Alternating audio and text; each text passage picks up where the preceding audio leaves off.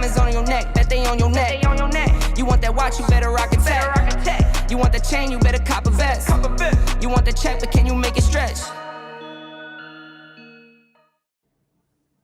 Welcome to Root Zones, bringing you the good news and the bad news of crypto. My name is Wayne.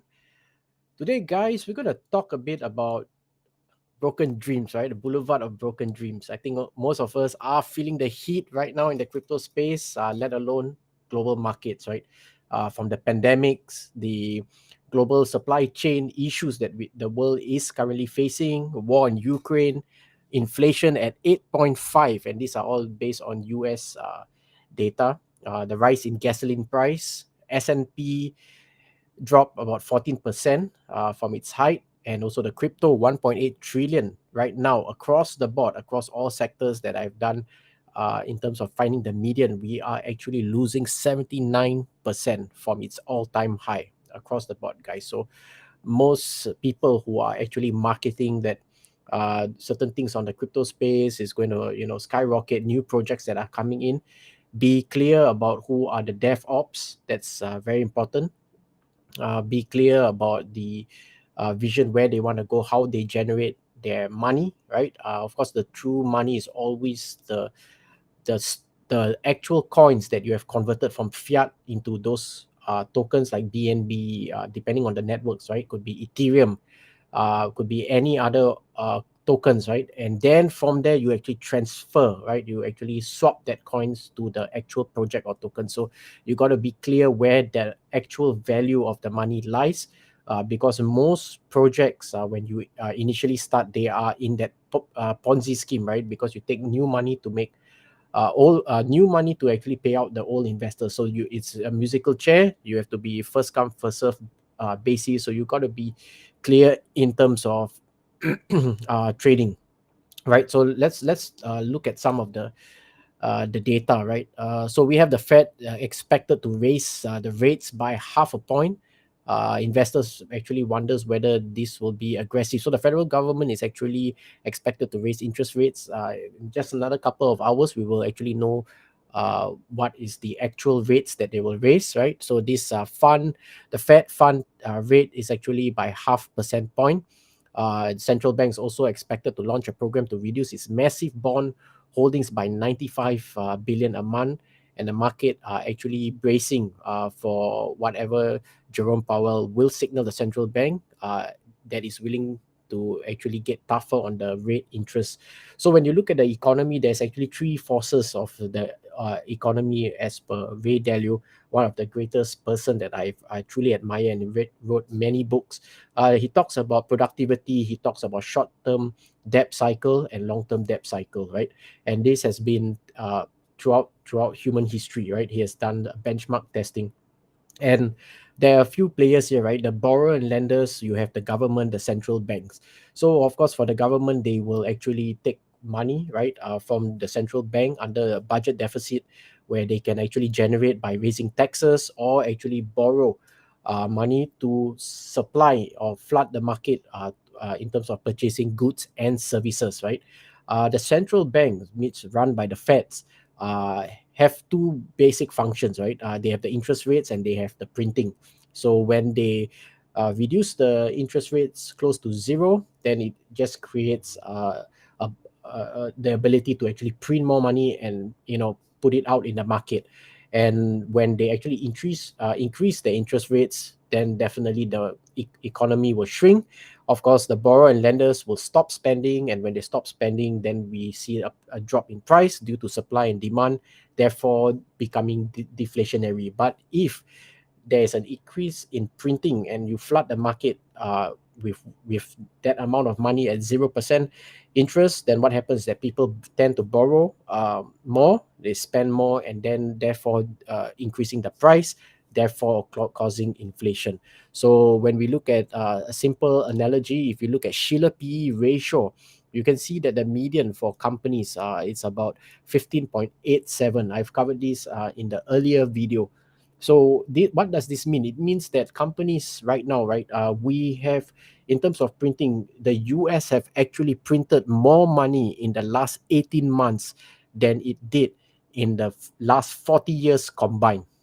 Let me repeat that again. The US has printed more money in the last 18 months than it did 40 years combined, right? So what that means is that we have printed too much money, and if my numbers are right, the US alone is about $3 trillion in terms of intrinsic value, in terms of actual money. But we have inflated that with credit, right? So money is credit to about $56 trillion. So when you look at how companies are borrowing, if Shiller P ratio shows the median of 15.8, look at Tesla. So Tesla right now, the P ratio is 122. Can you see the inflation? Yes, there is technology behind it, right, where it's creating value, but just that alone, you can see. Let's look at another company, Microsoft, 30.06. Let's look at Amazon, 37.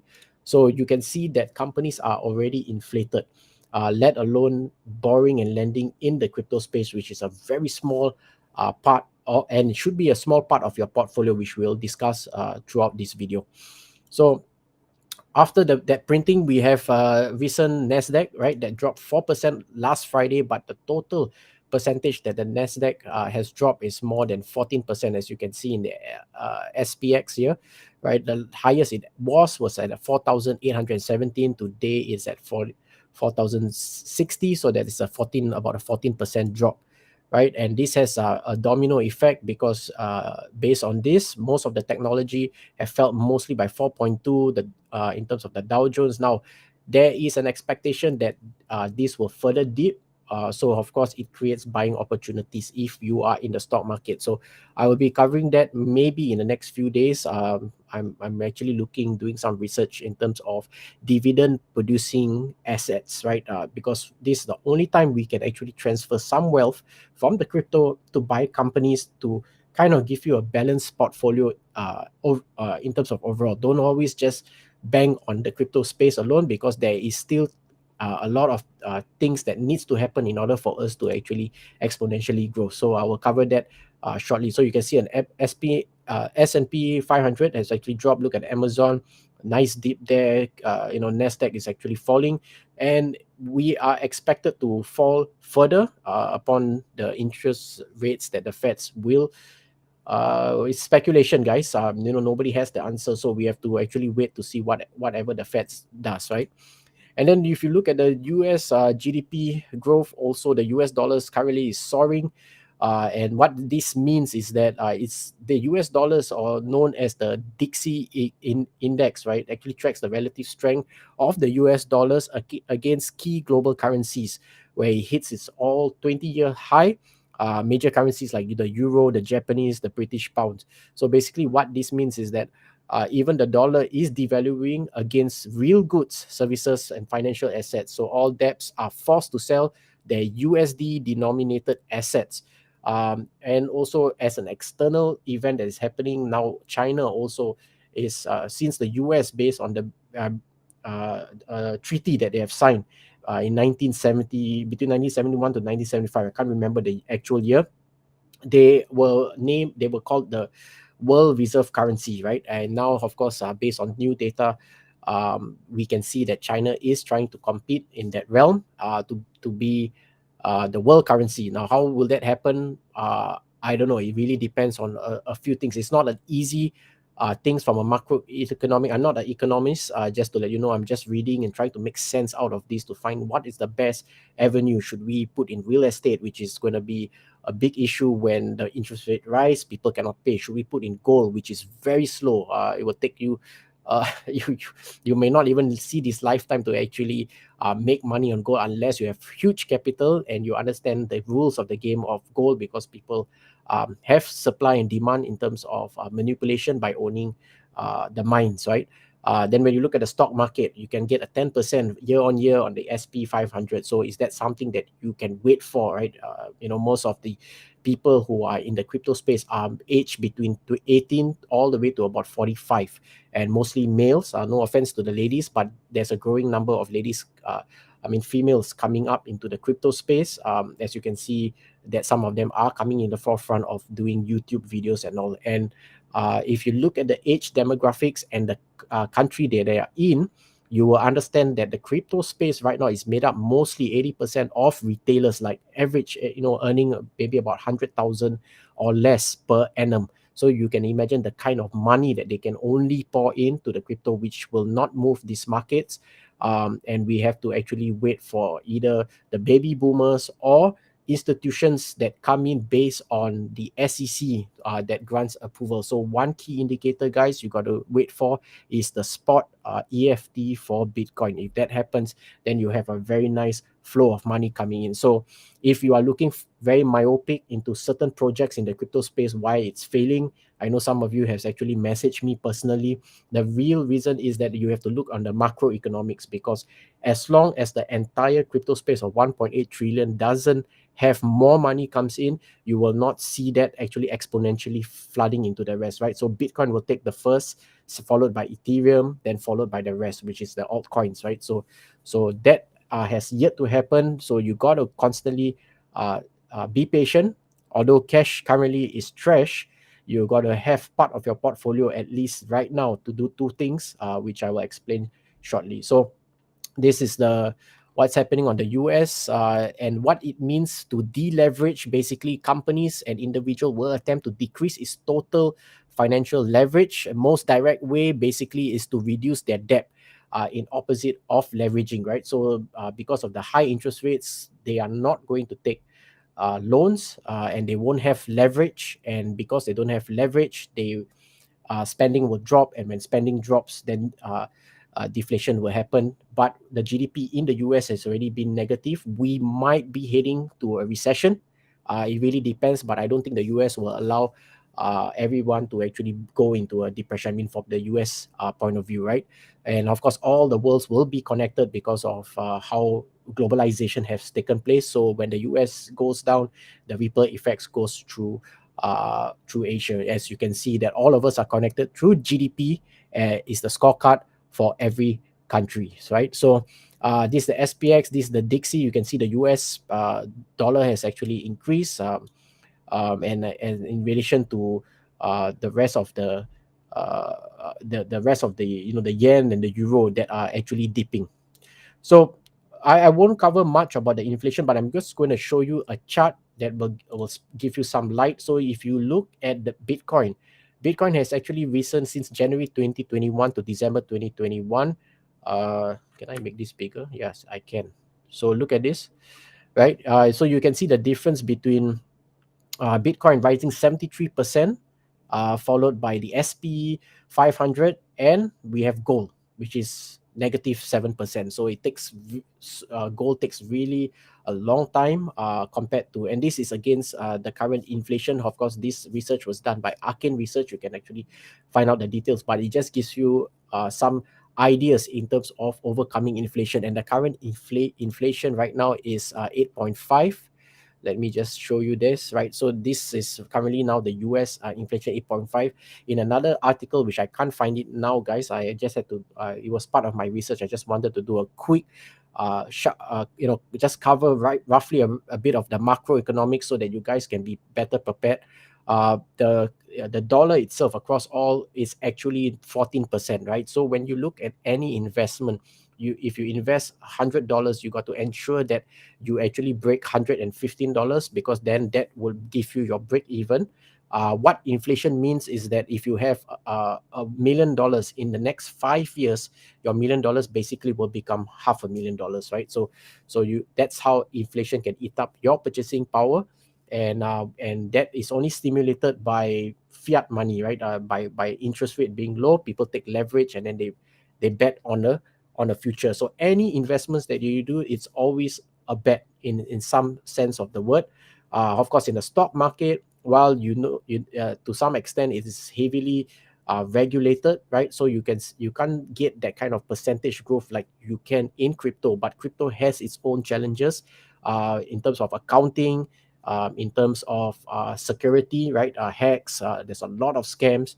So when you are investing in the crypto space, you got to be very clear in terms of the disruptive nature of it, what's the value proposition, how they generate revenue, and then accordingly put your money. So there is two things that I would like to share with you that is very important. I think first thing even if you can't make sense of everything, the first step is actually to cut your spending. I actually wrote down some notes here. Let me just grab that notes. I think it's very important that I share this. So I think one key rule that Ray Dalio have actually shared, which is to earn more than you spend. That's what you can do as an individual. Very important that. And at the same time, when you earn more than you spend, what it means is that you will have your delta, right? And that delta is actually what you basically invest that difference. Now, when you invest that difference, the second point that I want to say is asset allocation. So asset allocation is very important. Ray Dalio came out with a fantastic portfolio, which I shared previously in my video. Of course, if you want to know more about that, I can cover that in some future videos, which I'm try to put this all in a nice slide deck for you guys. Today is just more of a rent based on certain things that I'm seeing. So portfolio management is very important. Not only crypto, you're gonna have a bit of gold and silver, more cash, because cash becomes king when the market dips, right? So it just gives you a sense of certainty, although we know that cash itself is trash because of the inflation. So there's no way around this, guys. You can see cash is trash, but it also can become king when the market dips, right? So when that happens, then you have to look into long-term bonds, although now the bonds market also doesn't do much, but I will share that strategy solely in the stock market, nothing to do with the crypto space. And one very important thing, which is the point number 3, which I want to share. Dear Warren Buffett, of course, and Charlie Munger, his partner, are not fans of Bitcoin or the crypto space. However, he did mention something which to shareholder, that the best thing we can do in times of trouble, right, where we see is basically skill set, right? So let me find that actual statement that he made. It's long article, right, from, and the best thing you can essentially do, right, the most part, yeah, skills, guys, right? So mentioning professionals like doctors, lawyers, and whatnot. So basically, in short, what he's talking about is productivity, right? So that's productivity is what actually is one component of the macroeconomics. So you have long-term debt, short-term debt, you have productivity. Productivity has a few components. It can be innovation, it can be like what Warren Buffett is saying in terms of skill set. So find the skills that the market needs, or there's a shortage, upgrade yourself during times that are hard. And last but not least, again, not financial advice. Again, everything that we do here, it's always a gamble, right? There's always a bet. Nobody has the crystal ball. I don't care whether it's Warren Buffett or even Ray Dalio himself, right? And we can only anticipate based on history. We can only anticipate based on the past, and we have learned from the past, both in terms of macroeconomics as well as in personal strategies that we can do our best to deploy. So always invest money that you have. Like I said, take care of your expenses, reduce your expenses if you can, increase your income. And there's ways to increase your income, not only in terms of investing, but in terms of skill set, right? So find out what is in demand, how much they are paying for, get yourself upgraded, increase that. So it's always like an alligator, right? Increase your revenue and decrease your cost. So if you are tracking this on a monthly basis, that is something that you should start off. Look at all your expenses, break it down. I do that. I've been doing this for the last 5 years, looking at how I can constantly reduce my cost. Sometimes here in Singapore, I will cross over to Malaysia. Last 2 years, I couldn't do it, but I can go over to Malaysia and buy things for 1 year kind of supply, right? Your Colgate, toothbrushes, your shampoo, right, for less than 50%, right? So always find ways to reduce that cost. Live healthy also. I mean, not saying to just eat rice, and increase that income. And then that gap, that alligator mouth, right, when it opens, right, that is your cash flow. That is the cash flow that you will do to reinvest into the stock market that produces dividends, and the crypto space that could produce capital. Now, I never use cash flow in terms of the crypto space, because so far we have seen anything from the DAOs, anything from the nodes, right, anything from rebases, that they need money to actually make the protocol work. And to talk about utilities, there's not really a good use case for utilities for some of this, because most of it is actually raising money. Either they come up with certain revenue models to generate or to keep people within that space, But what we want to see is actually proper innovation where we can look at ecosystems, where we can look at things that people get into themselves, like metaverse, right? Next time we will be on a VR. There's use cases. Company will have to take that up because of the pandemic, or future pandemics that, touch wood, if it ever happens, then most of us do not have to leave our home. We can just be in the office virtually. So of course, Facebook has taken the brunt of it, due to him trying to actually move into a future that has not yet happened. But there is something that I want to leave you with before I end this. That is important. Cathy Woods have done a great research, and before I go there, let me just share my screen on some of the dividends stock that I've been eyeing for quite some time. Let me just share this. If you guys can see, just let me know. So here we go.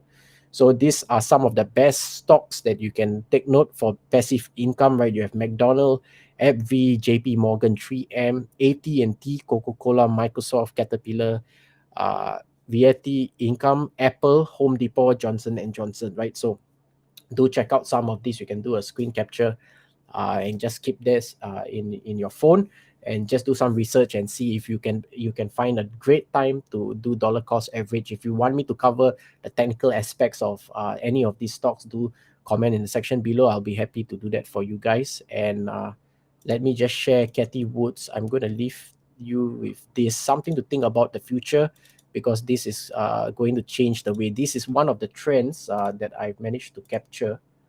Again, guys, I know this is just off the cuff. I'm just going to share what I have right now as I continue my research. But let me just split my screen, so you can see that we have actually moved from the internet, social, mobile, cloud. Now we are moving into big data analytics. We go 3D printing, renewable energy, Internet of Things, cognitive systems, nanotechnology, robotics, blockchain, and then we're going to move upwards, right, into connected cars, smart homes, artificial narrow intelligence, smart city, next generation education, connected healthcare, sharing economy, automation of everything, automation of vehicles, health, lifestyle, energy, and so forth. Right, this is a projection of where we will be in the next 10 years, and some of these are already in play. And Cathy Woods did a great thing to actually sum up this digital transformation. Let me just share that screen. Um, Here we go. These are the 5 things you guys need to take note. Very important times. Let me just share this. Here we go. So what we'll be looking at, Cathy Woods, is DNA sequencing, energy storage, robotics, artificial intelligence, blockchain, right? So very important. These are disruptive innovations. So I always look for, when I do an investment, especially in the field of crypto and blockchain, is new innovations that come in. Now it is a gamble, guys. Any small projects, we do not know who are the dev personally. Most of them don't have KYC, or even if they do, you can't even truly validate. They may have certain great ideas, and that's why you don't put all your money into it and hope for that. But I'll leave you with this. I think the biggest gamble we have will be Bitcoin, definitely, because if the EFT spot price is approved by the SEC, do your dollar cost average. Make sure your portfolio, in terms of the crypto alone, I'm not talking about the stock market, that's the overall portfolio, but crypto alone, make sure 50% of your portfolio is Bitcoin, because based on that supply and demand and where the narrative is going, you will have a potential to actually hit that 1 million if you ever hold one Bitcoin. Now, what year would that be? Is estimated will be between 2030 to 2040. Now, it can be fast, it can be slow. No, again, guys, no one has the answer, and what I'm saying is just my own personal opinion. So please take it with a pinch of salt. I don't have the answers, but it's what I'm doing personally, and it's not financial advice. So that's for Bitcoin. Ethereum, of course, because of its unlimited supply, I'm not too sure. There will be new technologies that definitely will come in and compete with Ethereum. Bitcoin is a class of its own, and it's easier. It has portability, ledger, not able to hack, although some people beg to differ. So great economics, great human behavior embedded in Bitcoin. The rest of the altcoins, guys, look at sectors, right? Go for the metaverse, because that's a 10-year roadmap play. Staying long term, I know most of you young chaps are between 18 18 to 20, you want to have that Lamborghini fast. It's not going to happen because the people who are at the top have actually moved into the crypto space, and retailer pays a very heavy price, right? So you gotta always constantly upgrade your skills. Make sure you save cash. Increase your income, reduce your cash flow, reinvest the difference, but always try your best to hedge. No one has the right formula. Ray Dalio seems to have the right formula, but crypto was never part of their entire portfolio. I can't find it now, but when I do, I will share that. So I hope this has been educational for you guys. If you like more like this, just comment in the section below, and you can even join me in my Telegram group, Root Zones, and I'll see you again. Stay vigilant, guys. I know it's going to be a tough ride. Let's see what the Feds does in a few hours' time. So with that, God bless. Take care.